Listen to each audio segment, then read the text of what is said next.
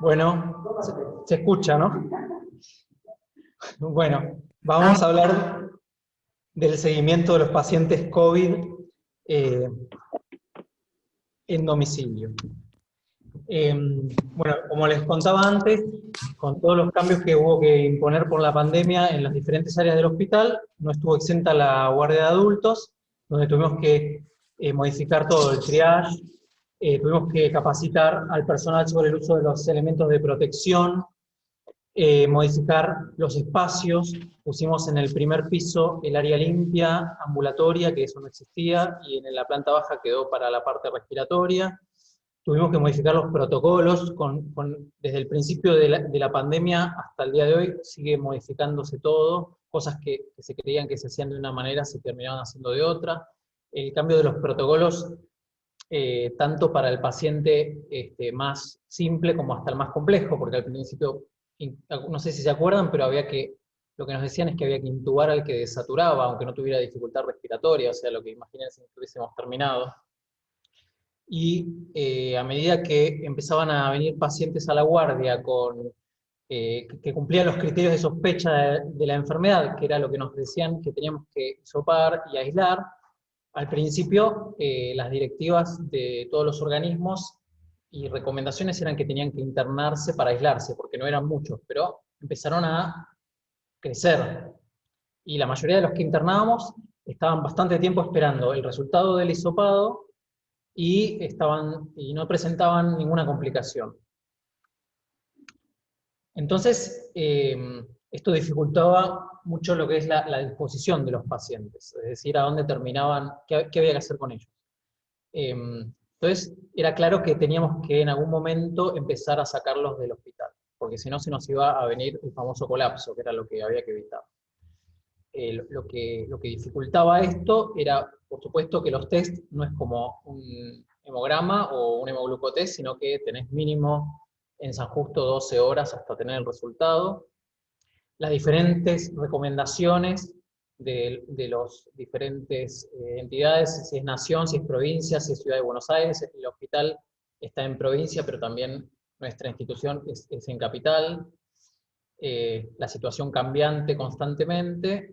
Los pacientes que atendemos tienen diferentes coberturas, entonces algunos son privados, otros son del plan de salud, otros tienen prepagas, otros tienen obras sociales, y bueno, claramente la imposibilidad de poder internar a todos, cuando en realidad no tenía sentido. Ya sabíamos que esto no iba a ser así, porque veíamos como en otras partes se hacía, y como provincia fue el primero en dar el puntapié inicial para decir que los pacientes leves iban a poder estar aislados en domicilio. De hecho, una de las prepagas más importantes con la que trabajamos nos dijo que no iba a financiar las internaciones de estos pacientes. Entonces eso también lo tomamos de modelo para poder implementar un sistema de atención ambulatoria. ¿Con qué ventajas contábamos nosotros como hospital para poder implementar esto? Era, bueno, que teníamos algunos médicos de la guardia y de la demanda que no estaban pudiendo venir al hospital porque tenían, por condiciones diferentes, que no podían estar en contacto con los pacientes, tenían que estar en domicilio, pero podían seguir trabajando. Convocamos voluntarios que se les había disminuido mucho la carga asistencial y tuvimos mucha buena predisposición y ayuda de médicos de diferentes especialidades de acá de San Justo. Tenemos la historia clínica electrónica con acceso remoto, que eso es fantástico, que eso no lo debe tener muchas instituciones. También tenemos elementos de trabajo como es poder compartir información y trabajar en forma colaborativa como una planilla de Drive, y el tema de tener también a la gente de infectología y del resto de las especialidades y poder integrar un grupo de WhatsApp. Entonces el desafío era si íbamos a poder tener un control de telemedicina de los pacientes, que eran la mayoría, que se iban a ir a la casa, y que esto pudiera, que la gente que los siguiera pudiera determinar si lo íbamos a hacer bien, a quiénes íbamos a tener que mandar de nuevo para el hospital para internarlos o para reevaluarlos, porque era la primera vez que lo hacíamos, quizás no teníamos una buena manera de saberlo. teníamos que implementar un sistema bastante uniforme para que todos nos pudiéramos guiar por los mismos criterios. Obviamente no es fácil que sea 100% así, pero fue bastante importante. Y también teníamos queríamos que el sistema fuera bien supervisado para que, para que al tener tantos médicos y voluntarios trabajando no pasara alguna cosa fuera de control. Y también teníamos que implementar este sistema de seguimiento para algunos pacientes que se internaban y que ya podían estar en la casa y debían continuar en seguimiento hasta tener el alta epidemiológica. También la duda que íbamos a tener era si no íbamos a generar sobre consultas a la guardia, porque quizás decís, bueno, si el paciente tiene fiebre por más de 48 horas, mandarlo a la guardia. Y no sabíamos si iban a volver todos por eso, porque era todo nuevo. Bueno, entonces lo que hicimos fue implementar un sistema de teleconsulta, de teleseguimiento, a través de seguidores con teléfono. Los pacientes que venían a la guardia venían por su cuenta, o muchos ya venían derivados por el teletriage, o algunos venían en ambulancia. Los médicos de la guardia los evaluaban clínicamente, les generaban la ficha epidemiológica, y después, si había que hacer algún estudio, se hacía en la guardia, se hisopaba al paciente y se mandaba a la PCR, que iba a estar el resultado, le decíamos a los pacientes, mínimo en 24 horas, por las dudas, y los pacientes, si iban a la casa, tenían que estar aislados, esperando el resultado, que podía ser positivo o negativo.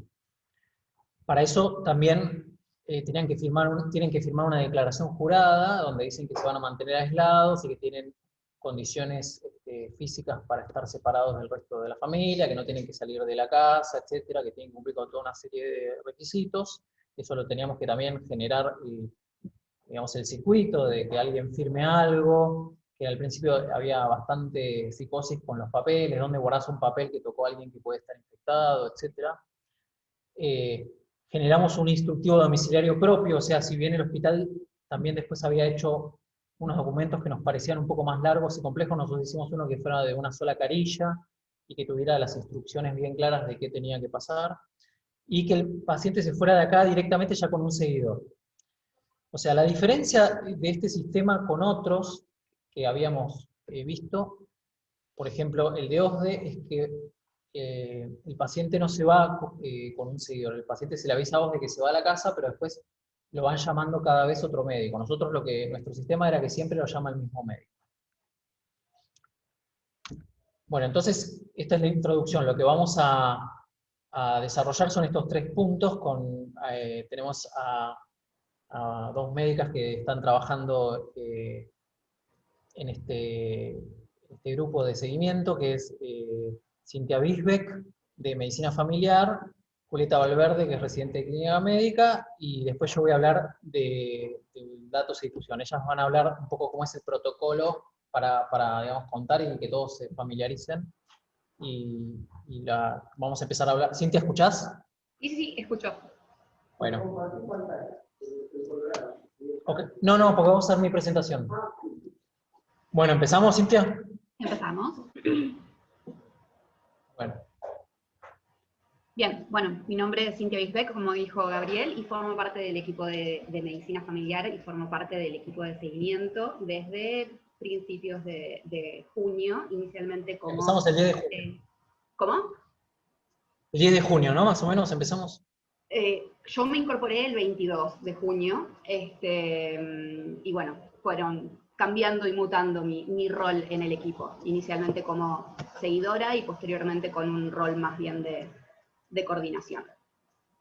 Pasa la tierra. Bueno, en principio nos pareció el hecho de recordar cuál es la definición de un caso sospechoso, esto que planteaba Puntovich de los diferentes protocolos que hemos tenido desde el inicio de los casos acá en la Argentina hasta el día de hoy, y la discrepancia también que había en los protocolos de ciudad y provincia, lo cual dificultaba nuestro manejo y seguimiento, en principio en cuanto a la duración del aislamiento que requerían los pacientes y también en cuanto a los criterios diagnósticos. Este cuadro es cuadro de la definición actual que toma el hospital para los residentes de AMBA, y que los divide según la población a la cual pertenezcan, si son parte de la población general o si son parte de una población especial, por ejemplo, personal de salud o residentes o personales de instituciones cerradas, o el caso de contactos estrechos de casos confirmados. Para la población general se necesitan 2 o más de los síntomas que están enumerados. Para contactos estrechos y personal de salud, con 1 es suficiente. La próxima. A partir del 18 de septiembre, provincia incorpora un nuevo protocolo en base a las nuevas directivas de Nación, en la cual agrega mialgias como criterio diagnóstico y saca anosmia y digeusia de los síntomas cardinales para hacer diagnóstico, ya que considera de que uno debería poder hacer el diagnóstico de un paciente COVID por la sola presencia de anosmia y digeusia, si es que no hay otro síntoma que justifique esos síntomas. De todos modos, esto hace a lo que se llama criterio clínico epidemiológico, y el hospital aún no lo ha adoptado. Sí adoptó lo que es la definición de criterio por nexo epidemiológico, pero no así el clínico epidemiológico. Pero al momento de hacerle la devolución al paciente, si uno se encuentra con una PCR no detectable, pero el paciente tiene anosmia o digeusia, es obligación de uno explicarle de que esa persona, a pesar de tener un resultado no detectable, es positivo y tiene que comportarse como tal, él y sus contactos.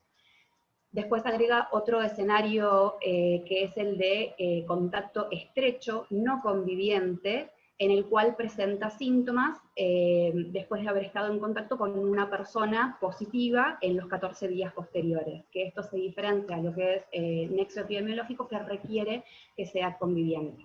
La próxima. Entonces, esto es lo que tiene implementado el hospital, el diagnóstico clínico por nexo epidemiológico, que es aquella persona que cumple con la definición vigente y que tiene que ser conviviente de una persona confirmada por laboratorio. Próxima. De todos modos, esto no aplica para determinadas personas, como por ejemplo aquellas personas que tienen criterio de internación, o son mayores de 60 años, o tienen comorbilidades, o parte de las poblaciones especiales, embarazadas, personal de salud, personal esencial, y tampoco para las personas que residan en Ciudad de Buenos Aires. La próxima. Entonces, en estos casos, por más que uno pueda hacer diagnóstico porque cumple con los criterios clínicos, hay que hisoparlos. Claro, porque son poblaciones que uno tiene que tener la certeza que lo tienen, más allá de que hayan tenido contacto estrecho, conviviente. Entonces, un caso sospechoso se va a transformar en un caso confirmado, ya sea por métodos de laboratorio o por criterios clínicos. Los métodos de laboratorio es la PCR, pero también se pueden implementar serologías, pero eso es algo que no se ocupa del equipo de seguimiento, sino que más bien es manejado por infectología, porque se limita a ciertas poblaciones especiales, y los criterios clínicos, ya sea el antiguo nexo epidemiológico o el clínico epidemiológico, pero esto únicamente es válido para provincia de Buenos Aires. Este es un flujograma que plantea el gobierno de la provincia de Buenos Aires, y en lo que se puede ver acá es como la primera barra que dice que la pérdida repentina del gusto y olfato ya es condición suficiente para hacer diagnóstico de caso confirmado por criterio clínico epidemiológico, y después en la población general 2 o más síntomas, poblaciones especiales un único síntoma ya es suficiente, evalúa si tuvo contacto estrecho con una persona confirmada por PCR,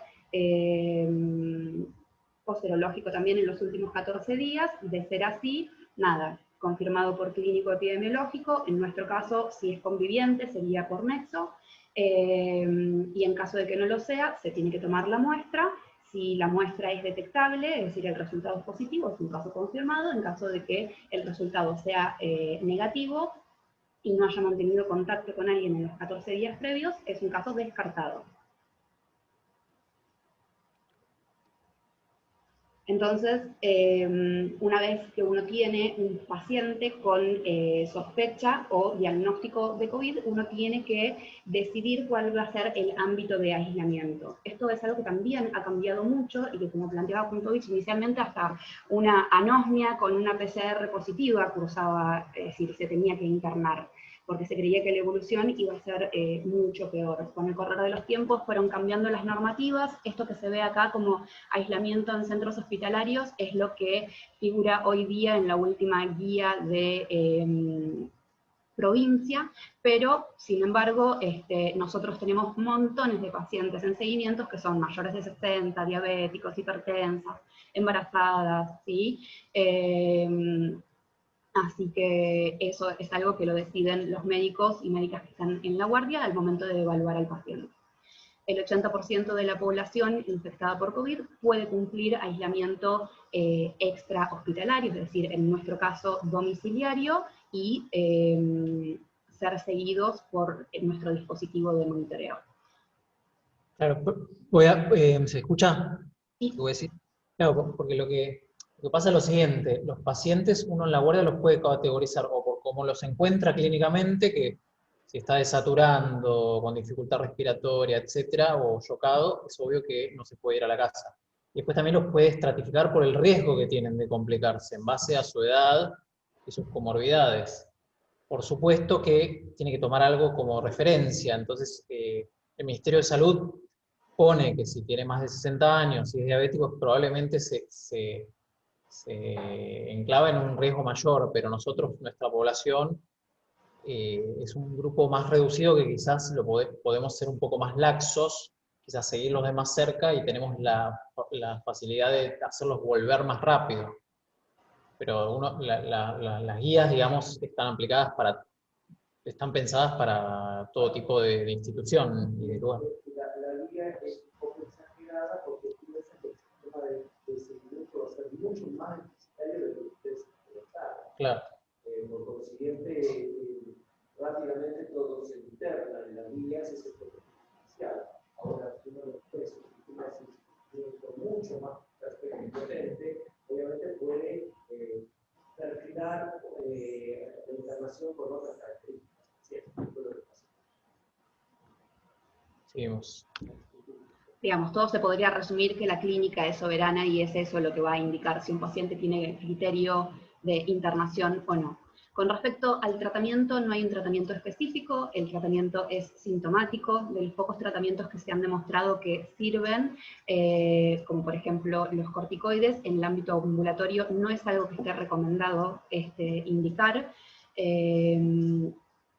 Y por lo tanto el tratamiento es de sostén. De todos modos, y quizás después lo vaya a plasmar mi compañera, yo creo que una de las principales piedras angulares nuestras en el tratamiento de estos pacientes en seguimiento domiciliario es la contención, el reaseguro, y que ese es como el mejor tratamiento, porque la verdad es que la gran mayoría de ellos cursan el cuadro de manera muy leve. ¿Sí? El próximo. Bueno, con respecto al tratamiento, nada, que no hay ningún tratamiento que esté contraindicado en el tratamiento de un paciente COVID. Es decir, inicialmente se decía únicamente paracetamol, pero se sabe que el ibuprofeno también, loperamida, antitusivos, todo depende de la clínica de los pacientes, lo cual era algo que también en un principio nos generaba mucha controversia si se podía o no, sobre todo por lo que decían los medios. Con respecto al aislamiento, la duración del aislamiento va a depender de la clínica del paciente. Para aquellos que tengan cuadros leves van a ser 10 días, aquellos que tengan cuadros moderados, que son neumonías sin hipoxemia, son 14 días, y en el caso de cuadros severos o personas inmunocomprometidas severas, son 3 semanas, 21 días. Quiero agregar algo, lo que quiso decir Cintia, de lo que es los medicamentos que puede recibir el paciente cuando está en la casa, que quizás para nosotros suena muy obvio, pero piensen que nosotros contamos con muchos voluntarios de especialidades quirúrgicas, que él lo llamaba al paciente para preguntarle cómo se sentía y le preguntaba si podía tomar Reliberan paracetamol, etcétera, y quizás no lo podía responder en el momento, les generaba muchísima duda porque no estaba acostumbrado a ese tipo de pensamiento clínico. Entonces fue importante clarificar esas cosas.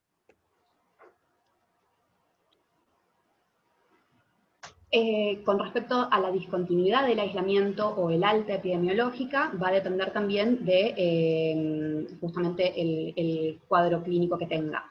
Con respecto al hisopado posterior o el hisopado control, que tiempo atrás se solía hacer en todo paciente, que después se sacó y quedó únicamente para las formas severas y aquellas que habían recibido asistencia respiratoria mecánica, inmunocompromiso severo y personal de salud, después personal de salud se sacó, y hoy día son inmunosuprimidos y las formas severas. Con respecto... No se escuchó a vos. Si puedo hacer una pregunta. Supongo Claro. que sí. No sé cómo es la dinámica, pero supongo que sí.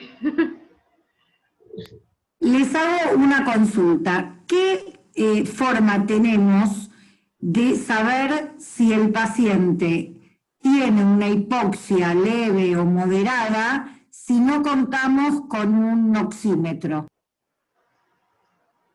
Es una buena pregunta, porque, digamos, hay muchas...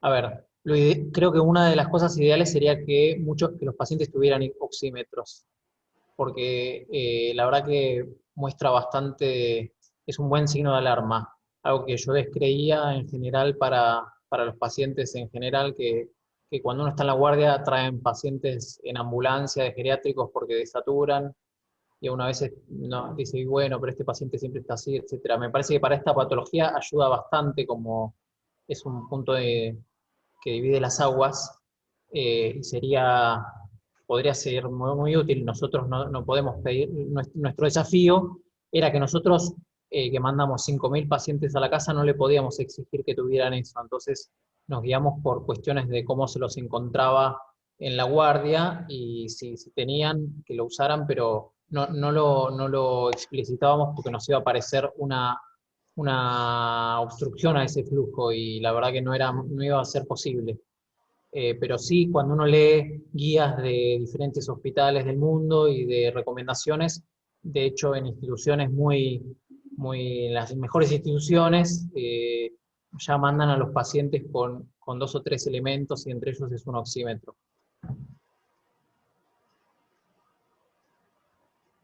Bueno, la pregunta es cómo nos damos cuenta. Bueno, si no es por la disnea y el color de la piel, no lo podemos saber. El método de asumir ese error. Claro, asumimos no saberlo. Lo que tenemos son parámetros Muchas clínicos gracias. para ver de la evolución del paciente en cuanto a la progresión de la disnea, si es que presentaba algo, sí, o la frecuencia cardíaca, pero la verdad es de que es muy difícil de evaluar, y hay pacientes que incluso uno a veces envía a la guardia para ser reevaluado y que no cree que va a tener hipoxemia y saturan menos de lo que uno quizás esperaba, pero no es la mayoría de los casos. Con respecto a esto es con los contactos estrechos, ¿sí? El contacto estrecho se define como cualquier persona que haya mantenido durante al menos 15 minutos una distancia menor a 1,5 metros o 2 metros desde las 48 horas previas a que la persona, el caso índice, comience con los síntomas hasta el momento de la consulta. Y esto es fundamental evaluarlo, ya sea los contactos estrechos convivientes y los no convivientes, porque justamente nuestra acción va a estar destinada a cortar la cadena epidemiológica, ¿sí? Y algo importante a tener presente es de que si las personas, ¿no? Uno de los contactos estrechos de la persona o caso índice ya cursó con infección por COVID, y la misma fue diagnosticada por PCR, no por nexo o clínico epidemiológico, si tiene un nuevo familiar conviviente ya no aplica como contacto estrecho, entonces no se le debe indicar hacer el aislamiento. Al menos al momento, mientras que los casos de reinfección serían posibles, pero poco probables. Con respecto al aislamiento de los contactos, ellos tienen que hacer aislamiento durante 14 días desde el último contacto. La próxima. Y justamente de que, bueno, la idea del aislamiento va a ser lo que nos va a permitir, o que nos está permitiendo, digamos, interrumpir esta cadena epidemiológica. La próxima. Esto es un gráfico que justamente muestra una persona y sus contactos estrechos, y que si uno detecta que hay casos sospechosos en aquellos contactos también deberán ser aislados. Si la persona no tuvo contactos, ahí quedó todo, y siempre van a haber contactos que quizás uno no pueda detectar, y por eso la gran cantidad de casos que tenemos en el día a día. La próxima. Sí, lo que quiero contar es que cuando un paciente da positivo, se activan por cómo se llenan las fichas y todo eso, hay entidades de epidemiología de los municipios que los llaman y empiezan a registrar. No sabemos cuál es la efectividad de esto, ¿no? Pero se le da más importancia, depende del trabajo que realice. Si en la ficha figura que es personal esencial, se suele llamar a la institución para asegurarse que la institución sepan que él dio positivo. Y también el hospital tiene su propia sección de epidemiología que se ocupa de llamar a todos los pacientes porque sabe que los municipios y el gobierno de la ciudad no dan abasto, y también a veces como no dan abasto para llamar a todos los pacientes, seleccionan los que figuran como que trabajan en 2 clínicas, o etcétera. Y tratan de contactar algún contacto estrecho que sea también de importancia. ¿Te puedo hacer una consulta? Sí. ¿Qué pasa en el caso de contacto estrecho de niños, en los cuales siguen en el contacto con un padre con PCR positiva? Y bueno, ¿el nene se considera positivo o cuando empieza un aislamiento si el nene va a seguir en contacto con ese padre?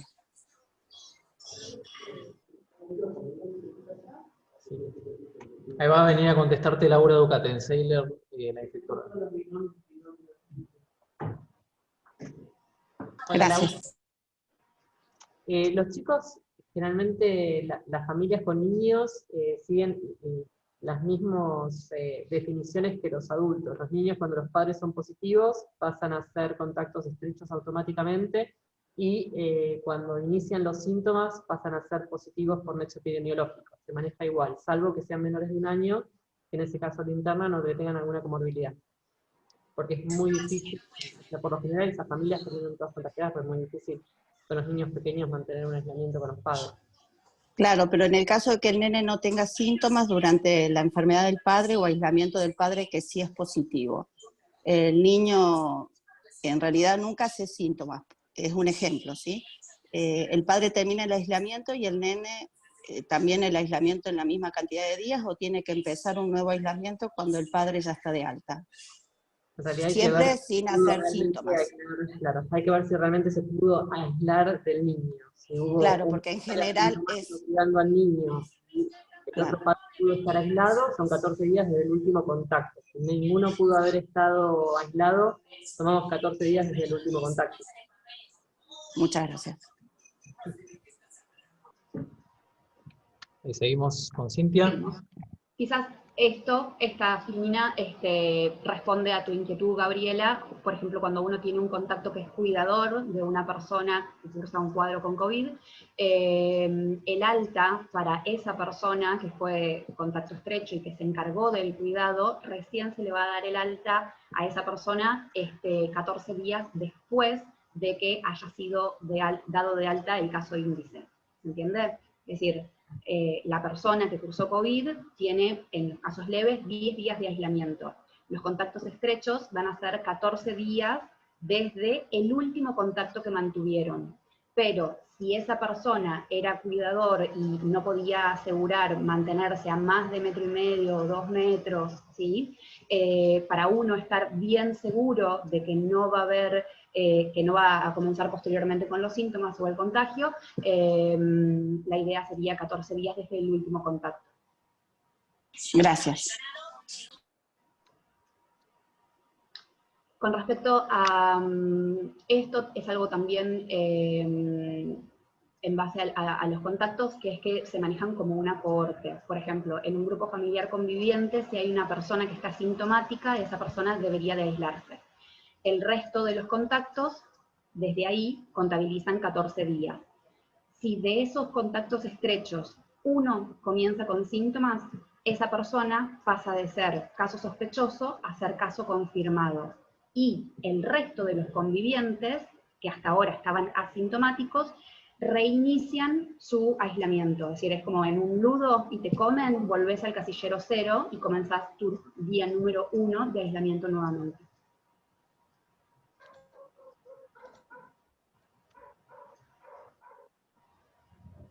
Bueno, con respecto al seguimiento, se han generado varios materiales que se le han facilitado a los pacientes, video generado por el Instituto del Hospital Italiano, perdón, por IVA-TV, y después materiales que se les facilitaba a los pacientes por mail, para que tengan idea de cómo debían manejarse, cuánto iba a ser la duración, por dónde debían contactarse, y después se generó un material instructivo para los seguidores COVID, porque al equipo de seguimiento inicial se incorporó a partir de mediados de septiembre el seguimiento por parte de médicos de cabecera. Entonces, con respecto al seguimiento domiciliario de pacientes con COVID, la población son aquellas personas con cuadros leves a moderados. Nuestra modalidad de seguimiento, a diferencia del central, es telefónica y longitudinal, porque en el central ellos van asignando turno, pero puede ser que cada día de seguimiento lo atienda un paciente diferente, lo cual, a nuestro entender, digamos, un seguimiento longitudinal mejora la calidad del seguimiento. Los pacientes seguidos son aquellos que fueron atendidos en la Guardia de San Justo o que hayan sido detectados a través de médicos de la telemedicina espontánea y que si sabían que vivían en provincia de Buenos Aires, se nos referenciaba a nosotros y se incorporaban a nuestro seguimiento, y aquellos que han sido detectados por médicos de cabecera o por el mismo equipo. La duración del seguimiento, la gran mayoría de los casos, es 10 días, algunos otros 14, y bueno, y después tenemos los pacientes de seguimiento post-internación, que bueno, la gran mayoría 21 días, o según que fueran las indicaciones al alta. Esta tarea tiene lugar de lunes a lunes, y en cuanto a la periodicidad, depende de la clínica que presente el paciente. Cuando los pacientes presentan sensación de falta de aire leve o fiebre, el seguimiento es diario, y cuando la situación clínica mejora, se puede hacer cada 48 o 72 horas, independientemente del día de infección que esté cursando el paciente. Si un paciente es detectado llamado al segundo día para comunicarle un resultado detectable y cursa solo anosmia, vigeusia, u odinofagia, podría ser lo más bien llamado cada 72 horas, y bueno, y quien llevan a cabo la tarea es el equipo de seguimiento, que después va a contar junto a cómo está integrado, y los médicos de cabecera. Y este es un flujograma que ha confeccionado el equipo de ortopedia y traumato, en el cual plasma toda la dinámica de seguimiento. Ahora va a hablar Julieta Valverde. Hola, buen día a todos. ¿Se escucha bien? Sí. Bueno, a mí me toca hablar un poco de lo que fue el seguimiento de estos pacientes, que para todos los que conformamos este equipo de seguimiento telefónico de COVID-19 fue algo nuevo, que fuimos acostumbrándonos a medida que corrieron los meses, que fueron cambiando, como bien dijo Cintia, fueron cambiando las conductas. Cuando antes hisopábamos al día 14 para controlar, se fueron agregando síntomas nuevos, los protocolos fueron cambiando con el correr del tiempo, y para nosotros también, aparte de que era todo nuevo en lo que es el COVID-19, también nos fuimos amoldando y fuimos entendiendo un poco cómo se comportaba este virus al que nos enfrentábamos en este año. Si quieres pasar la próxima diapo. Un poco esto es lo que a nosotros nos ayudó para organizarnos, sobre todo en lo que es el primer llamado telefónico de estos pacientes, como para no perder de vista las cosas que había que preguntar sí o sí, porque eran importantes al momento de evaluar al paciente, y de tener todos los aspectos bien controlados y bien llevados para los días posteriores que venían, ya sea 10 días de seguimiento, 14 días de seguimiento, o 21 días como sucede en otros pacientes. Rápidamente, siempre los datos filiatorios nos ayudaron, más que nada, yo ahí, digamos, en la filmina ponemos lo de la obra social, más que nada porque nos pasó que teníamos pacientes de plan de salud, pacientes de otras obras sociales, no de Swiss Medical porque tenían su propio seguimiento, pero sí tuvimos pacientes de OSDEPIM, PAMI Veteranos, Fundación COSMEI, y otro gran grupo de pacientes que eran los privados. Entonces esto nos servía al momento de la pauta de alarma, saber que al paciente de plan de salud yo le recordaba el 4959-5000, que era su, digamos, número de la emergencia para llamar, pero obviamente con los otros pacientes que tenían otras obras sociales o eran privados, obviamente uno tiene que digamos, ayudar en cuanto a lo que es la información de ese posible teléfono para llamar a la emergencia, por eso uno siempre tenía ahí en cuenta anotado si era de plan de salud o no. Uno de los pilares fundamentales al momento de hablar con los pacientes en el primer llamado era controlar los síntomas por los que decidió o se motivó a consultar en la guardia, tenerlos bien en cuenta, si había consultado por tos, por cefalea, por anosmia, por geusia, o sea, tenerlos, digamos, en la mente, cuáles fueron ese grupo de síntomas. Obviamente siempre preguntar para nosotros saber cuándo había iniciado los síntomas el paciente, y preguntarle cuándo te empezaste a sentir diferente, cuándo empezó el malestar general, o en qué momento hiciste fiebre, entonces que nos diera, según el calendario, cuándo había sido ese primer día, y nosotros poder contar hacia adelante los días de seguimiento propiamente dicho, los días de aislamiento que tenía que saber, y obviamente porque esta información al paciente le sirve para, digamos, la certidumbre también genera tranquilidad en un paciente, que si para nosotros es nuevo el COVID-19, para los pacientes que no tienen las herramientas nuestras, digamos, desde el conocimiento, también aportarles información, ayudarlos con las cosas que pueden llegar a suceder, y con, por ejemplo, en este caso, como les digo, el aislamiento que teníamos por delante, eso también ayuda a que el paciente se organice. Y por último, en ese mismo día, uno preguntar, si bien nos contó cuáles eran los síntomas que habían motivado la consulta, al día ese, que nosotros lo llamábamos, porque generalmente los pacientes consultan a las 48 horas de iniciado los síntomas, después tenemos más o menos 12 a 24 horas del resultado positivo, por ejemplo, entonces pueden haber sumadose síntomas nuevos, se pueden haber resuelto síntomas por los que consultó, o puede haber habido alguna cuestión nueva, vieja, pero que el paciente nos puede informar cómo se sentía ese día.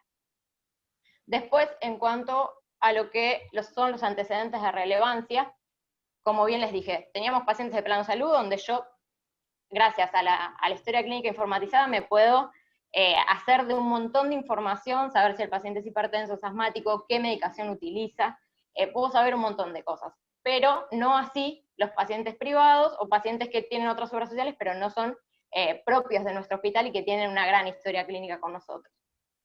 Eso por un lado. Y después lo importante, que a veces el paciente lo pierde de vista, o no lo toma como antecedente, si fuma, y siempre preguntarle la altura y el peso. ¿Por qué sucede esto?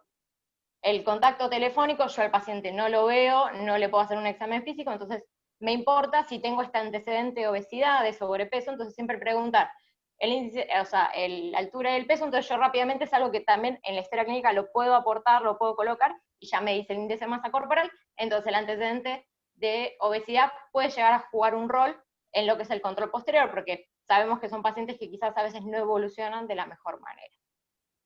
Y por último, como también dijo Perdón, Juli, Cintia, quiero decir algo.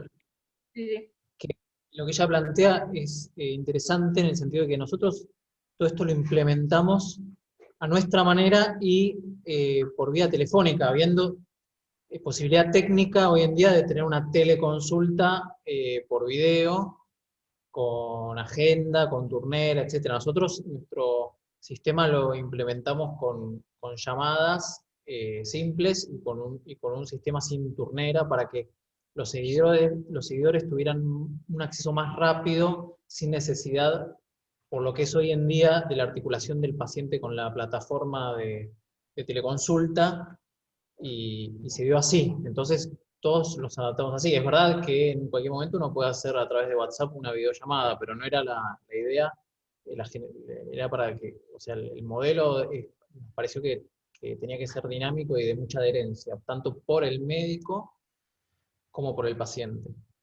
Sí, Juli. Totalmente.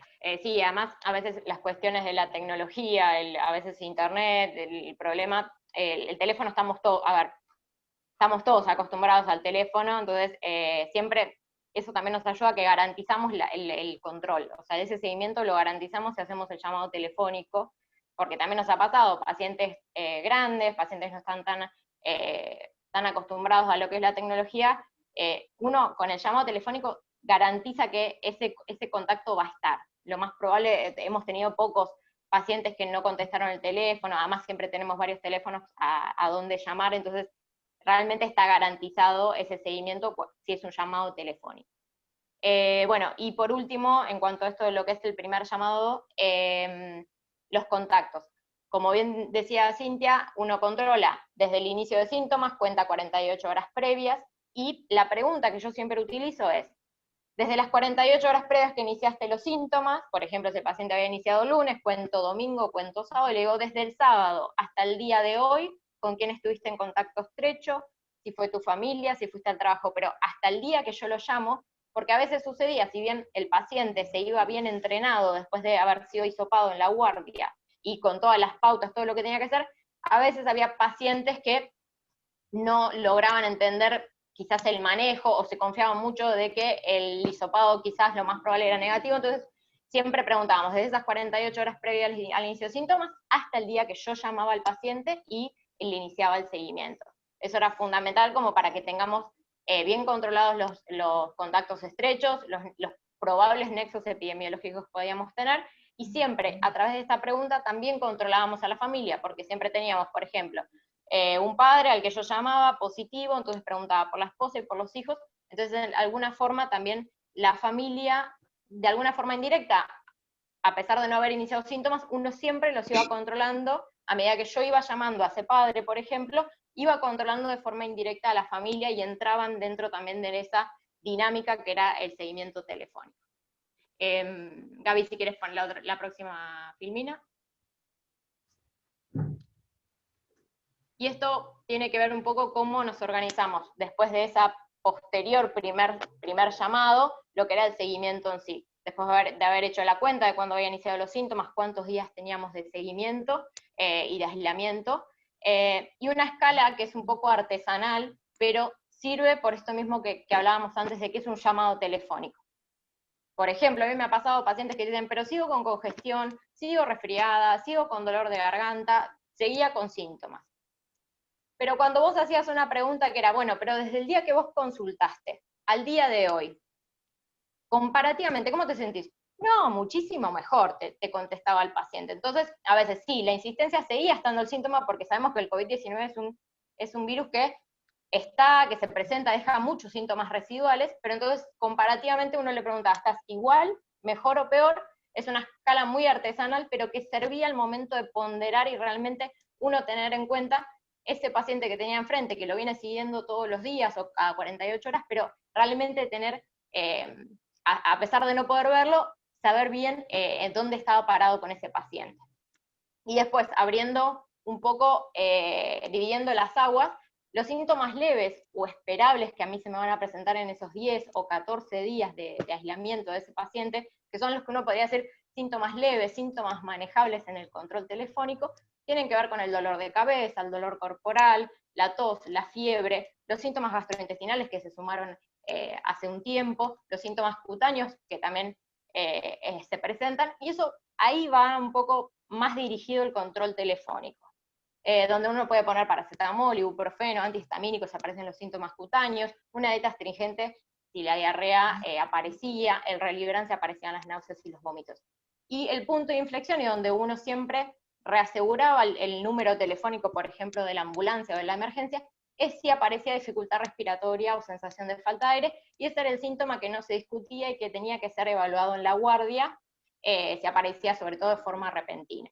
Uno ahí abría las aguas y decía, el síntoma por el que vos no deberías demorar al momento de consultar es la dificultad respiratoria. Después, todos los demás, el dolor de cabeza, el dolor corporal, el dolor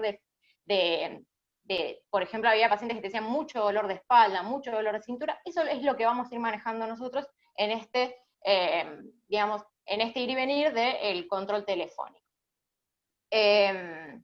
Y como para cerrar, digamos, este ir y venir telefónico, quizás controlar a los pacientes cada 24, 48 horas, en 10 días, al inicio fueron 14 días, me acuerdo inicialmente controlábamos cada 24 horas durante 14 días, uno conoce al paciente, forma un lazo con ese paciente, con esa familia, y la verdad, creo que todos, tanto Cintia como Gaby, compartimos lo mismo, y también todos los que estamos en el grupo de WhatsApp de seguidores de pacientes con COVID-19, siempre al final de ese último llamado donde uno da el alta, siempre hubo agradecimiento, siempre hubo buenas, digamos, buenas devoluciones, están muy agradecidos con este seguimiento, y son pacientes que de repente se formó un lazo, hubo mucha contención por parte nuestra, de ellos también entendiendo los tiempos nuestros, pero me parece que fue un recurso que nació en San Justo y que tuvo un resultado más que positivo para con esos pacientes que no hacía falta que estuvieran dentro del hospital, no hacía falta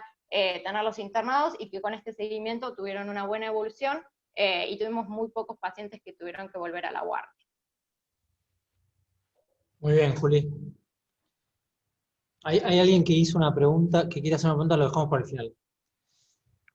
Bueno, finalmente para cerrar yo quería mostrar algunos datos. No están muy del todo todos procesados, pero por lo menos para que tengamos una idea. Estos son, desde el momento que empezamos a mandar pacientes, o de registrar un poco a partir del 15 de junio más o menos. Y las barras verdes y la línea verde, que es el promedio, muestra la cantidad de pacientes que venían con sospecha y se mandaban a la casa y se incluían en el sistema de seguimiento, que llegó a su pico aproximadamente el 25 de agosto. Las columnas violetas son los que se empezaron a agregar por nexo. La curva roja es la positividad, que siempre se mantuvo bastante alta. Por ahora estamos, con suerte, en el 25%, no llegamos acá en San Justo, seguimos en 30%. Las columnas azules son los pacientes de OSDE que, si bien nos generaban una carga asistencial en la guardia, después pasaban al sistema de seguimiento de OSDE, y la línea naranja es la suma de toda esa carga asistencial, o sea, es la suma de los pacientes que venían de plan de salud, el resto de los sistemas, más OSDE. Todo eso también, como ven, el pico fue el 25 de agosto, pero recién a partir yo diría que se empezó a sentir la caída a partir del 15 de septiembre, y viene cayendo, pero como verán, se amesetó, y ahora no sabemos qué va a pasar. ¿Qué es la barra que es azul, pero con verde adentro? Ese OSDE.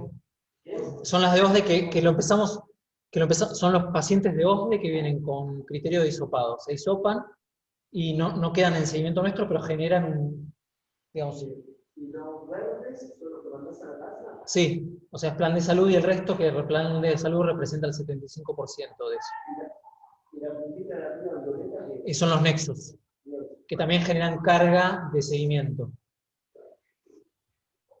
Y lo naranja es la suma de todo eso.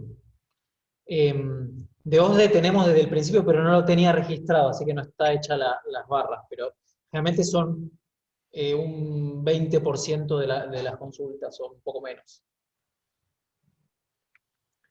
Estos son un poco la enumeración de toda la gente que contribuyó con este sistema de seguimiento. O sea, teníamos 3 médicas residentes de clínica médica, 2 médicos de la central de emergencias, 6 médicos de la demanda espontánea, después voluntarios, 19 traumatólogos, 6 de medicina familiar, 3 de urología, 3 de oftalmología, una de hemato, que está acá con nosotros, una grande, endocrino, dermato, obstetricia, gastro, que también están en el Zoom, un residente de cirugía pediátrica, y no sé si me estoy olvidando de alguien más. Ahora lo que estamos haciendo actualmente es reducir esto, todo el sistema de voluntarios, porque todos ya tienen vuelta a sus tareas, por suerte. Estos son los números. Entonces, partimos a partir del 10 de junio al día de ayer, todos los pacientes que vienen a la guardia, hay un número importante que son 2, de que no tengo el número exacto, pero todo lo que resta y que pasan a seguimiento, que son hisopados, pueden dar positivo o negativo, fueron casi 5.578.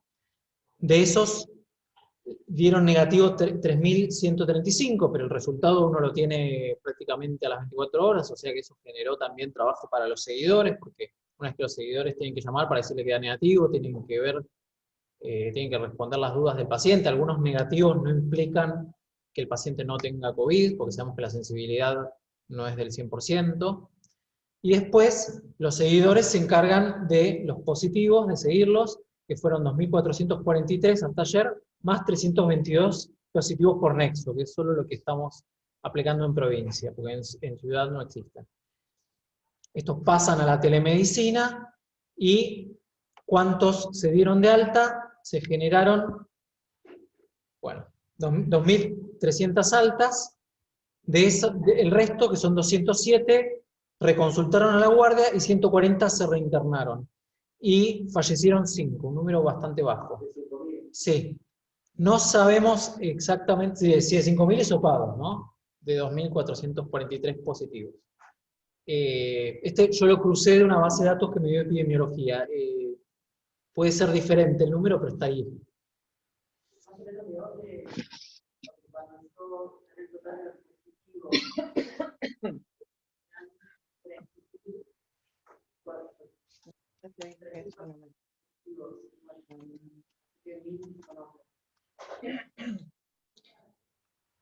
Bien. Bueno, y después, lo nuevo es que a partir de hace un mes y medio más o menos, estamos bajando mucho la carga de pacientes en seguimiento por el grupo de seguidores, porque lo que hicimos fue empezar a trasladar los pacientes positivos a los que tienen plan de salud a su médico de cabecera.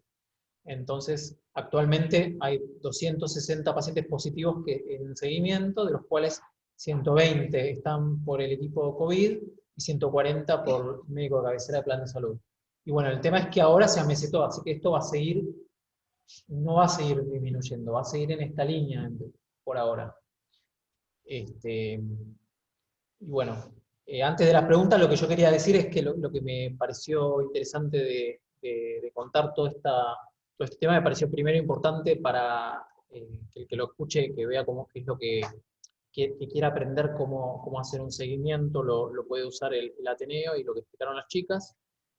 Fue algo nuevo para mí, porque, o sea, yo estoy acostumbrado a la internación y a la guardia, y acá se generó una cosa nueva, que era todos los pacientes que no estaban en la guardia, que eran importantes porque si no los teníamos bien en la casa, iban a venir a la guardia y a ocupar camas de internación que nos sobraban. Y bueno, no era muy divertido porque yo siempre tengo en la cabeza qué está pasando en el área C, qué está pasando en el área B, y lo nuevo era qué está pasando con todos esos pacientes que están en la casa, que también estaban en otro grupo WhatsApp, que después logré salir. Pero bueno, y también lo que tiene también, creo que también muy rico esto, es que es algo bien de San Justo también, o sea, obviamente articulado con el resto del hospital, pero creo que se generó algo que es muy particular de acá, que es que se digamos, la transversalidad de servicios y de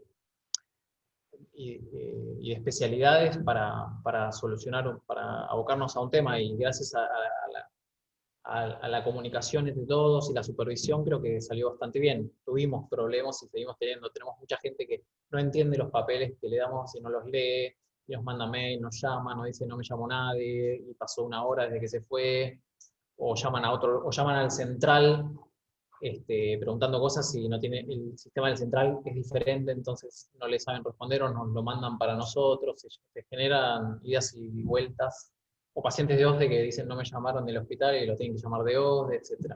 Cosas que pasan en cualquier organización. Bueno, ¿alguien quiere hacer algún comentario de acá? ¿Alguna pregunta? Bueno, alguien ahí levantó la mano, Mónica. Perdón, no vi el Sí, apellido. Ah, Macoreta. Macoreta. Sí, ¿qué tal? ¿De dónde sos? Hola. Yo soy de la ciudad del gobierno de la ciudad de Buenos Aires, trabajo para el CESAC 22 y para el Hospital Durán. Bien. Quiero hacer una consulta. Cuando un paciente es PCR positiva, yo ya le hice por el chat y me contestaron que cuando es PCR positiva no se considera contacto estrecho. ¿Cuánto tiempo posterior a la PCR positiva se puede considerar no contacto estrecho?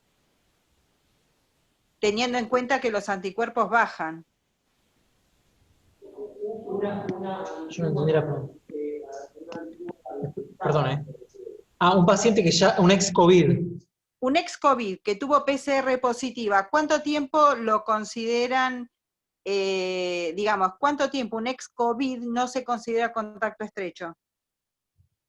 Claro, no es contagioso, o sea, claro, que no es contagioso sería. Que no se puede contagiar. Exactamente, que no se puede contagiar, esa es la pregunta. Sí, por ahora son 90 días, pero también ahora está saliendo que hablan de 7 meses. 90 bueno, días. Ahí para que viene la infectóloga Laura Duque, atención. Hola. Bueno, Sí. es una pregunta súper interesante porque no tenemos la respuesta. Se calcula que más o menos los anticuerpos duran 90 días, hay trabajos que dicen que duran un poco más, otros un poco menos, pero lo que estamos tomando más o menos son 90 días. Ajá. Perfecto. Y otra pregunta tengo. ¿Puedo hacerla? Sí, claro. Sí, en los casos de los pacientes que se consideran positivos por nexo epidemiológico, o en una familia, por ejemplo, que hay un caso positivo y un conviviente tiene un solo síntoma, ¿se considera positivo por nexo epidemiológico?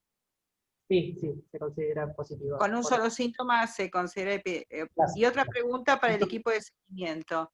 Cuando los pacientes son negativos y son sintomáticos, ¿cuánto tiempo lo siguen? Bueno, ahí tenés que, en general, tenés que distinguir entre síntomas clásicos y no clásicos, porque el nexo tiene que ser positivo con síntoma clásico. O sea, si el nexo, volviendo a la primera parte, si el nexo tiene anosmia o tiene síntomas respiratorios, fiebre, lo asumís como nexo, ¿no? El convivente, nexo positivo. Pero si el síntoma es diarrea, no podés estar seguro. No, Tenés pero si me refiero claro, a los síntomas más clásicos. eso. Lo Sí. mismo, y la segunda parte era... La otra pregunta es para el equipo de seguimiento. En los casos que son COVID, la PCR le da negativa y no Pues lo son mismo. contacto estrecho. Pero y si el paciente está sintomático, ¿cuánto tiempo lo siguen? No, sintomático. Y generalmente 72 horas, ¿no? 72 horas, y si se le va a las 72 horas ya dejamos el tema. Y si no se le va, ¿lo derivan a un clínico o siguen el seguimiento Debería técnico? reconsultar al centro a la guardia para volver a evaluarse, ver si apareció una neumonía, ver si sigue igual y ver si tiene sentido volver a hisoparlo. Perfecto. Muy bien, gracias. No, de nada. Por ¿Alguien lo más general, quiere? perdón, quería acotar con respecto a esta consulta de Mónica. Por lo general, a las personas que se hisoparon porque cumplían con criterio de caso sospechoso y da no detectable y tiene un único síntoma o no tuvo contacto estrecho y ninguno de los síntomas es alteración del gusto o olfato, la idea es indicarle 72 horas de aislamiento desde que comenzó con los síntomas, ¿sí? Independiente del momento en el que uno lo contacte.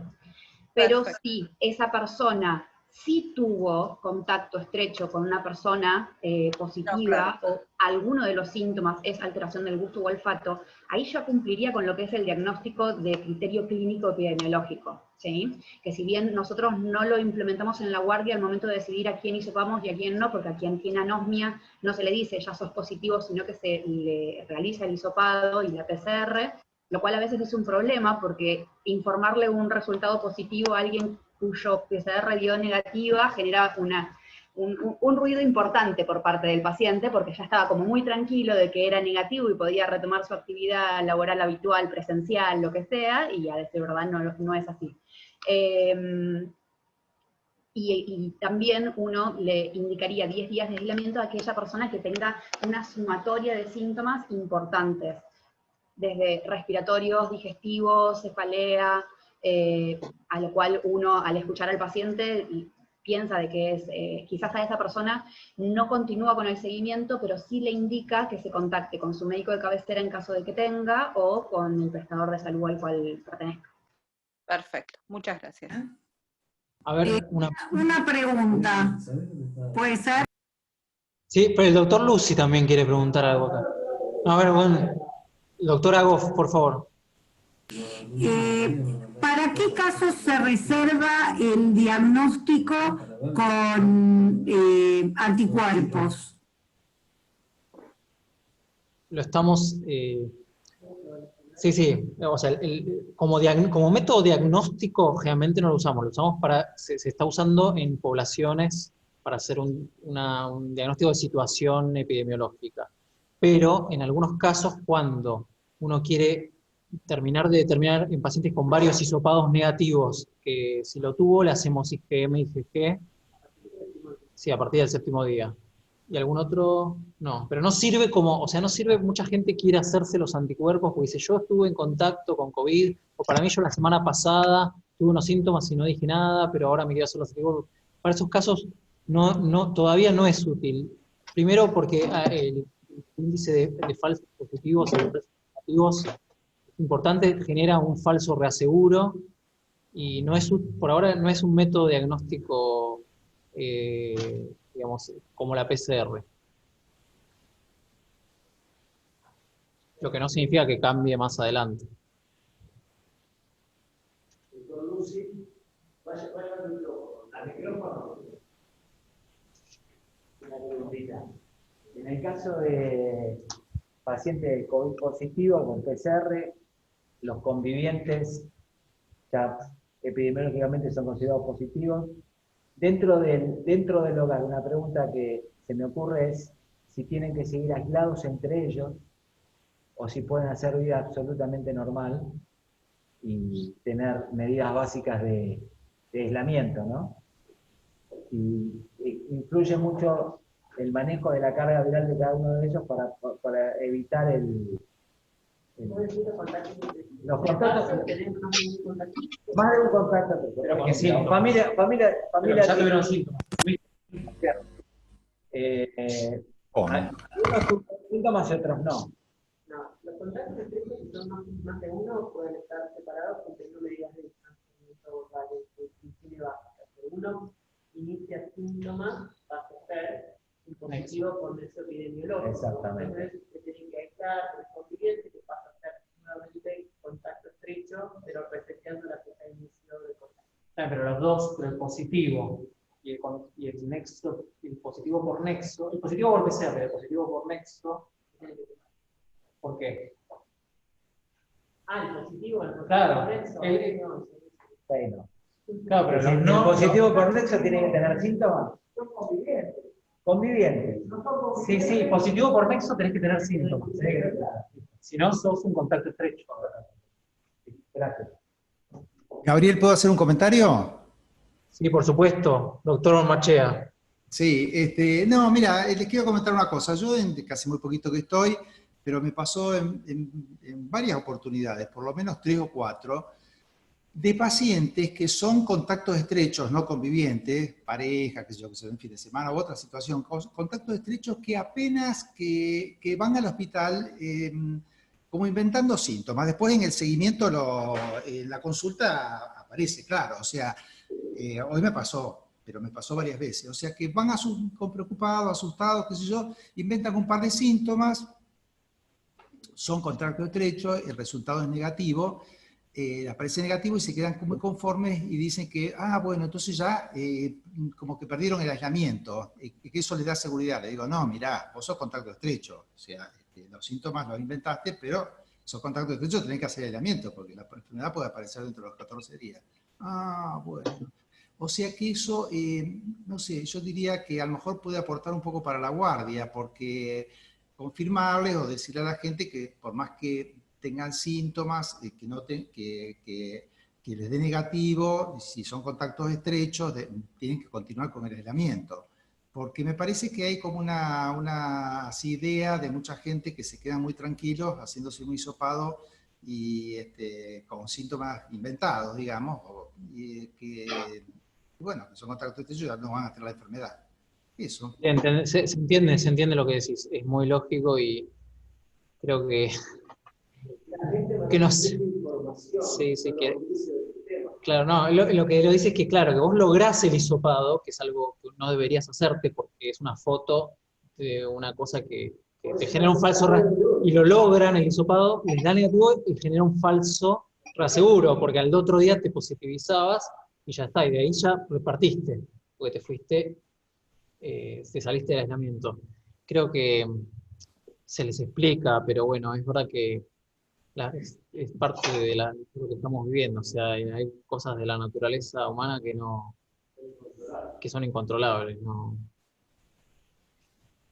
es muy difícil. Por otro lado, también hay, por ejemplo, el plan detectar en Ciudad está convocando a la gente asintomática a irse a hisopar, habiendo sido contacto estrecho. Lo que pasa que me imagino que en ese programa, cuando van, deben decir, bueno, te da negativo, pero vos tenés que seguir. Bueno, deben aprovechar para decirle, bueno, te dio negativo, pero tenés que seguir aislado. Entonces generan también una educación, pero eso genera una contradicción con lo que nosotros hacemos aquí. Y además el hisopado al final se difundió, o sea, al final decimos no hay que hisopar, pero hacemos hisopados en asintomáticos para cirugías, se hacen hisopados para viajar a una provincia, o sea que es una mezcla, ¿no? Y aparte son considerados un país de bajo nivel de hisopado. Claro, todo el tiempo se está hablando de los pocos hisopados que se hacen. Hisopamos 5 veces menos que Italia, Francia y Chile. Y que nuestros datos fueron sacados de Oxford, porque no se lo considera varios al no tener... Tiene un índice de positividad muy alto que tenemos. Sí. Sí, así que es muy difícil para la gente entender. Es lógico Gaby, de las consultas totales a la guardia, ¿qué porcentajes de pacientes se hisopan?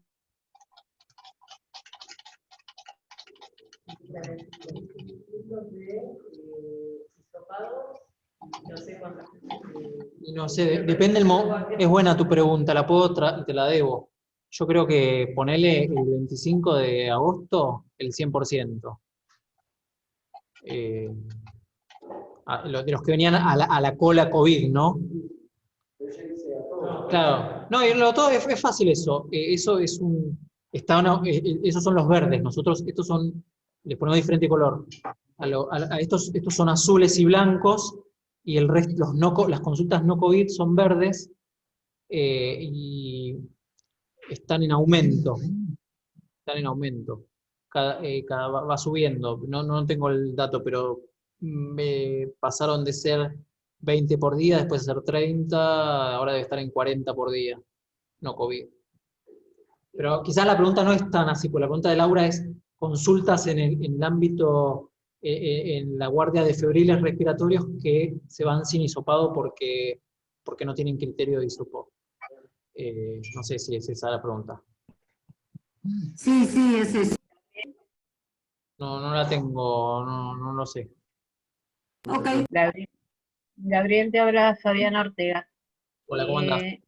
¿Cómo estás? En el caso del plan detectar, el estudio se hace en saliva. Ah, claro. Sí, hola, quiero hacer un comentario.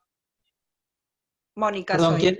Ah, Mónica, sí. No, un comentario. El plan detectar hace test de saliva precisamente a todo el que quiera hacérselo o a los contactos estrechos van a los puestos del detectar. Es test de saliva, pero el procesamiento es por PCR. Así que tiene el mismo valor que el hisopado. Tiene menor. Sí, pero ¿Cómo? tiene sí, pero la saliva tiene menor sensibilidad y especificidad, pero bueno, pero es PCR Claro, cuando, es PCR y se le da el mismo valor que el hisopado. sí, por supuesto, es diagnóstico. Sí, es Muchas diagnóstico. gracias. Exactamente. Gracias.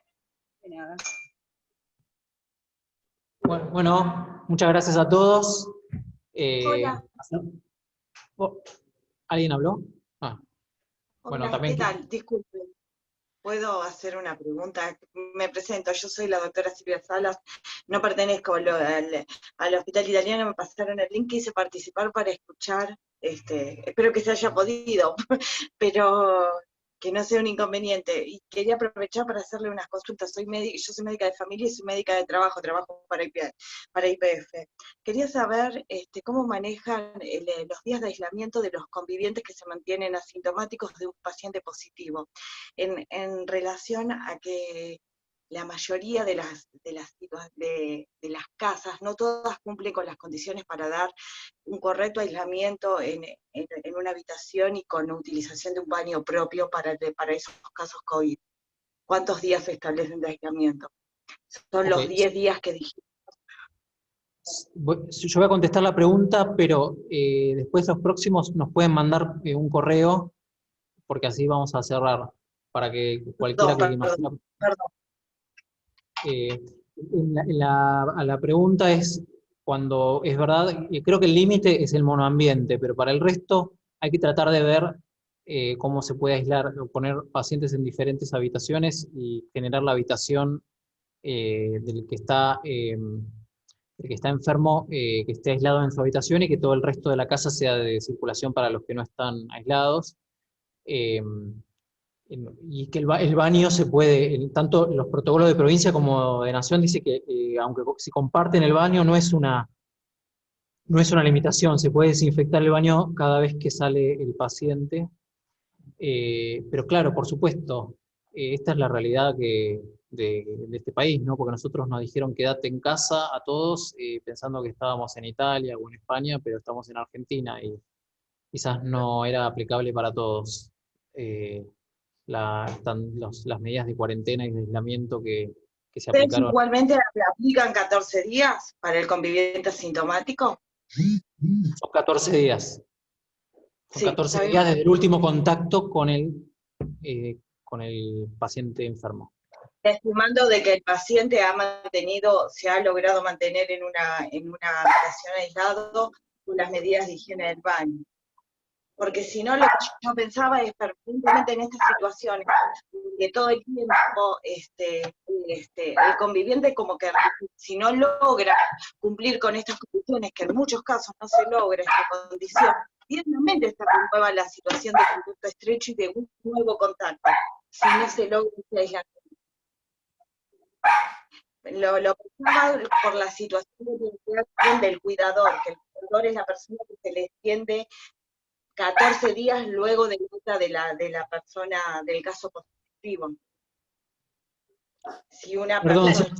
Cuando no se logra cumplir con el aislamiento dentro del grupo familiar, cuando hay personas sintomáticas y personas asintomáticas, el alta a esos contactos estrechos, convivientes, asintomáticos, va a ser recién 14 días después del alta del caso índice. El caso positivo, gracias. Yo tengo como la filmina, si querés, Funtovich, ir para atrás. Me pareció escucharlo, pareció, y justo era mi punto, es un punto clave, porque la realidad por ahí con la población que yo trabajo no se logra ese aislamiento. Y yo, en muchos lados les otorgan el alta a los 14 días, y yo digo, no tiene sentido 14 días. Si mantuvo el contacto estrecho, lo renovó día a día, porque no logró ese sería bárbaro que la persona que va a su domicilio tuviese una habitación y un baño.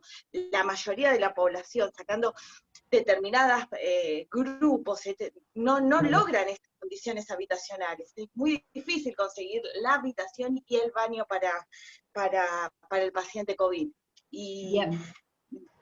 En esos casos se contabilizan los 14 días desde el día del alta, que sería no esta filmina, sino una más atrás, que dice contacto cuidador. contacto estrecho cuidador. Bueno, lo mismo que un cuidador, exacto, eso lo establece el Ministerio para los cuidadores, perfecto. O sea, a partir de que epidemiológicamente se considera que el paciente ya no contagia más, ahí Claro, establecerlo de como ahí se contabilizan los 14 días, ¿sí? Y después esto de que los contactos convivientes no sintomáticos, es decir, los contactos estrechos, se manejan como corte, y si aparece un nuevo caso, todos vuelven al casillero cero. Se empieza de cero solo en los casos que no tuvieron síntomas, los otros ya están, los que ya fueron positivos quedan liberados, entre comillas, ¿no es cierto?, de esa cuarentena y empieza con los pacientes asintomáticos. Perfecto. Muchísimas gracias. Bueno, damos cierre. Muchas gracias a todos. Cualquier cosa pueden escribir un correo y les contestamos. Muchísimas gracias. Gracias a todos los que participaron.